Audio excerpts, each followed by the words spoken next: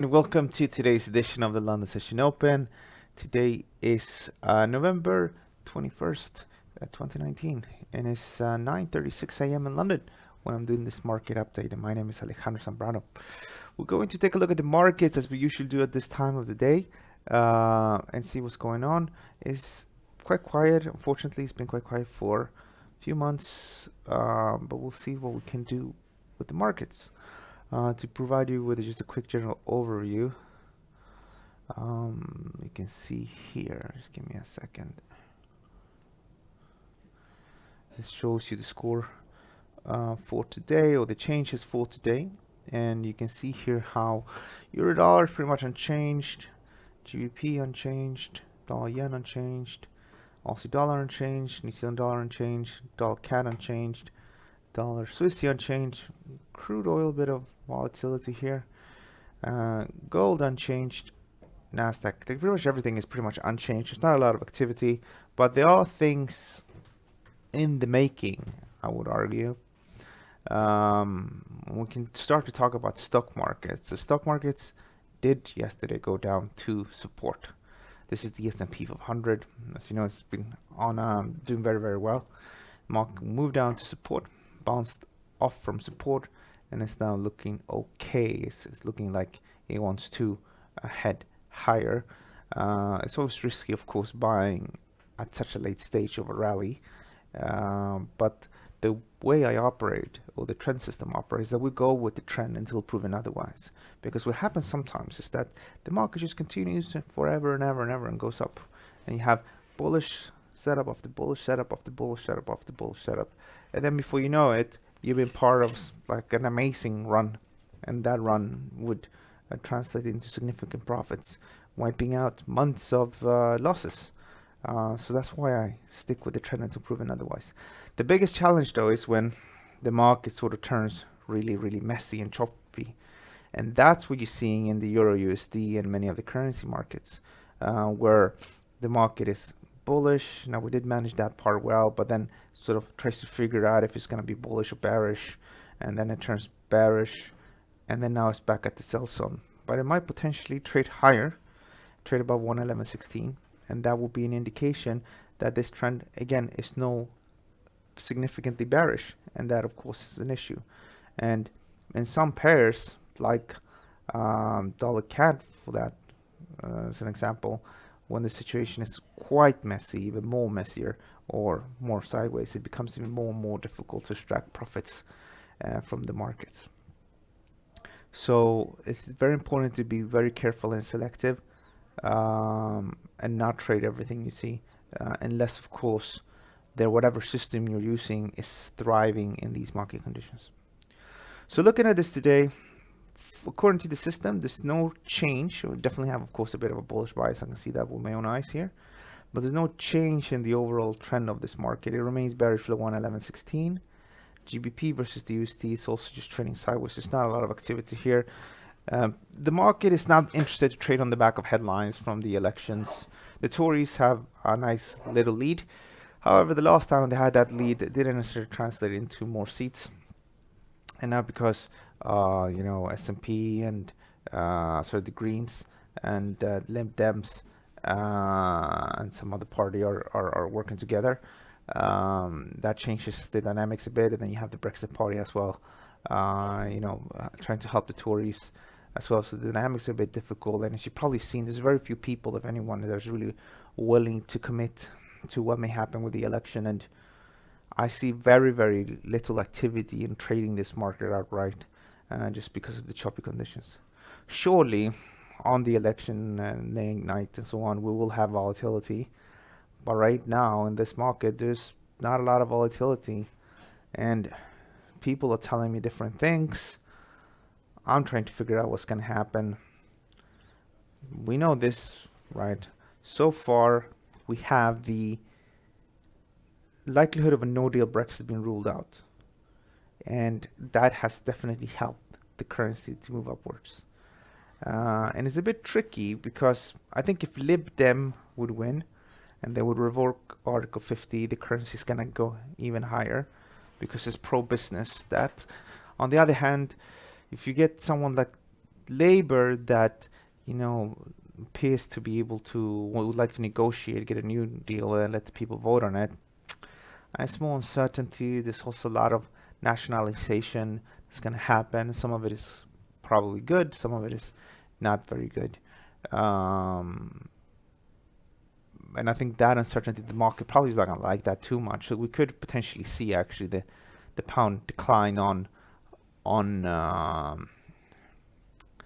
labor becoming, you know, getting more power. The same thing with the Tories, though. It's really mixed. I can tell you like this. I think if Lib Dem win, then probably see definitely higher pound because it will revoke. Because it's really pro business. That Tories is less pro business. The current ideas, but it's also it's a bit mixed, right? They want to lower taxes. They want to make the UK the Singapore of Europe, which may potentially work out, may also not potentially work out. It really depends. It's very difficult. As you can see, there's so many different things flying around here. So what are the technicals telling us? The technicals, to some extent, are still telling us we're dealing with a downtrend. That's not so hard to figure out. And you can see that because we are in a multi-year downtrend. And this was like an attempt to break lower that failed, and then went all the way back up. And looking at it from a bigger picture perspective, as long as we're below 133.91, then this market is clearly bearish, and the market could eventually go down to 121 as well. If we look at it from a very big picture perspective, this is something I shared with you guys over the last few years.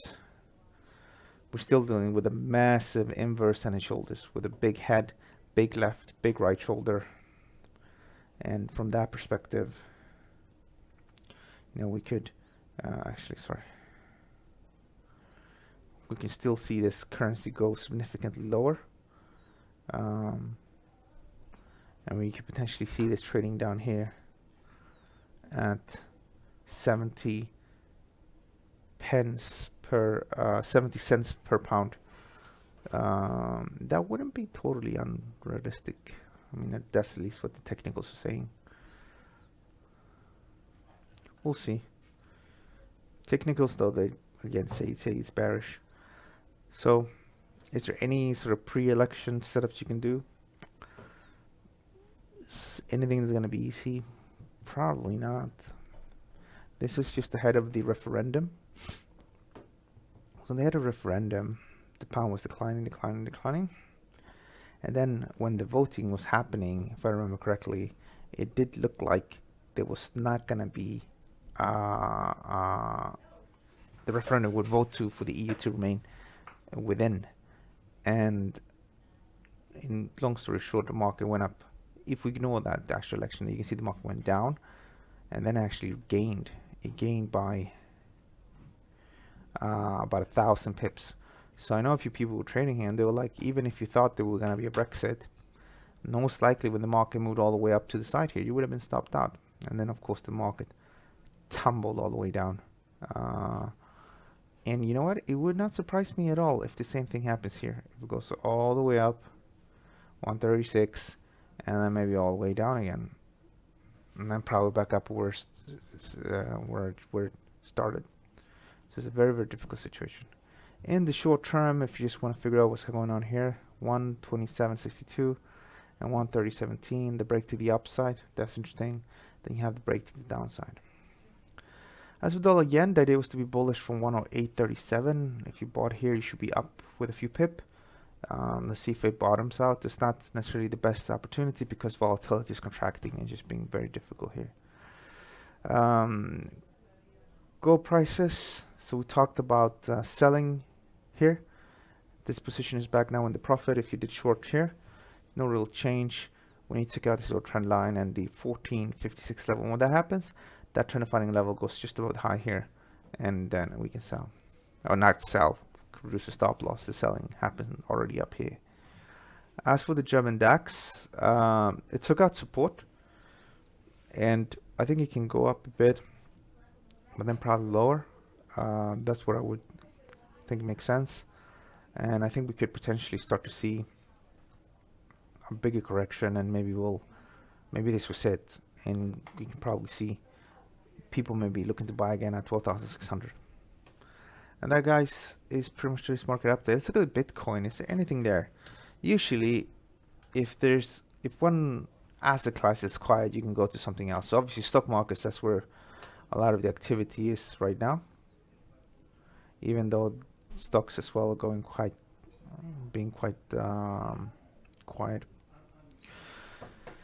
Bitcoin, all right, so had that very nice big bullish move on the back of comments from China, supporting blockchain technology. The market here is correcting most of the gains, so it's pretty much at 78.6 level. This doesn't look like it's gonna stop here. It looks like we just have a continuation of this downtrend. Ethereum. This is Ethereum. There's not too much. Definitely a bit of a bearish bias here, but there's not too much to do. Trend is bearish below $200 per coin. Ripple was quite interesting because Ripple actually took out this massive pattern here. Call it a triangle or call it a descending triangle.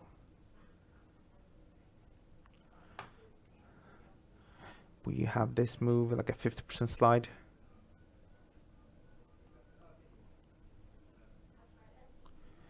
So it looks to me that cryptos in general are going to continue to be quite soft. You got Bitcoin Cash as well.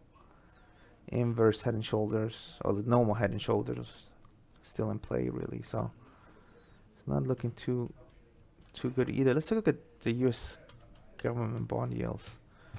US government bond yields actually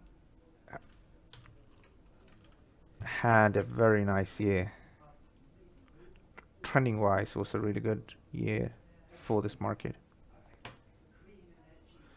You can see here how in from 2019 it literally declined, sold off, corrected, and then declined. So there's always a big nice trend somewhere. You just need to spot it. So stock markets obviously broke to the upside. You're starting to see some stuff there now, which is good. Currencies, choppy conditions. So you had some stuff in crude oil. I remember that beginning of the year, which we forgot to cover it actually today as well. So let's cover that. Do you remember this big massive inverse head and shoulders? Inverse head, left, right shoulder. We broke out, moved upwards. The way this is looking today, we actually missed the lower buy level by a bit. I pushed up the whole buy zone now, reduced the trend following level a bit, and I think if we do go down to something like 55, 63, then I think people are gonna be looking to buy.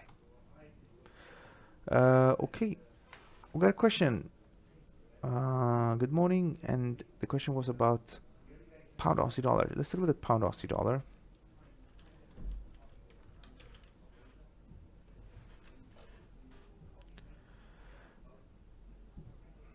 Because this is the pound versus the Aussie dollar, and the pound, as you know, is doing quite nicely. But I think this is a market that it's not just here. There's a ton of so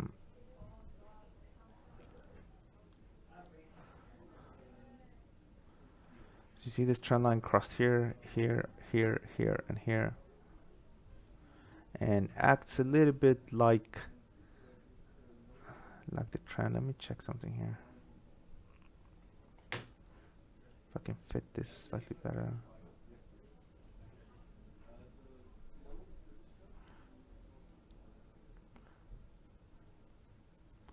Let's leave it like that. What this pitchfork tells you is that below this high, this market is overbought. We can and will probably sometimes do break higher, but realistically from these levels, this market should probably reverse and turn lower. Now, just doing this against the pound Aussie doesn't make too much sense, but if I can show you some other stuff. This is pound versus Hungarian forint, where you have something similar.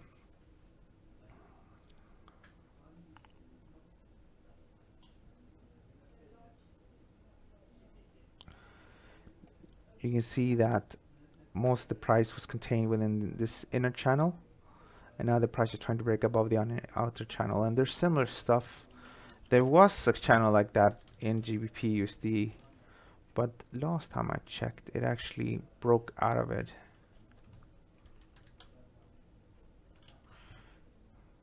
Let's try this feed. There used to be a very nice channel here, but I don't think I can replicate here anything. Long story short, if you take a look at a bunch of these GBP debt pairs, you can see that the GBP is quite overbought against most currencies, indicating that there's limited upside. The biggest problem with the pound, though, that is that it's a mean currency. It will trade sideways for a long time, then you have a breakout, and then the market just slides and it doesn't really look back. It has a very asymmetrical volatility, and does funny stuff, like here, for example, breaking above this high, indicating that that was a bullish breakout, and then it just goes back down again. Here was a nice little bearish breakout as well. We did go down, and here we had a false move. So it literally gives you a ton of false moves all the time. I really love that, which just makes it a really difficult currency to trade, the pound, and one of the reasons why I would not sell it up here. If it was something different like the Euro USD, I would be much more comfortable doing that, but not with the GBP. Okay, we're gonna wrap things up, guys. We do have this thing here, the online trading summit is coming up. We invited a few people over, so it's an online webinar on a Saturday between 10 a.m. to 3 p.m. London time. It's free to register, and you'll be able to join us for talks with all these people here, all these 6 of us. And this gives you a good opportunity to learn maybe a few new strategies of people that you don't know. So you know me, but you might not know about these guys, and that could be a good opportunity to maybe learn a bit new strategies, new ways of trading the markets. If you want to sign up to that, that's the link to that. It's totally free to sign up, and I do hope you can join me for it. Okay, have a great day, guys. Don't forget to like the video, and I'll see you guys tomorrow, same time here on investingq.com. Thank you, and bye-bye. Cheers.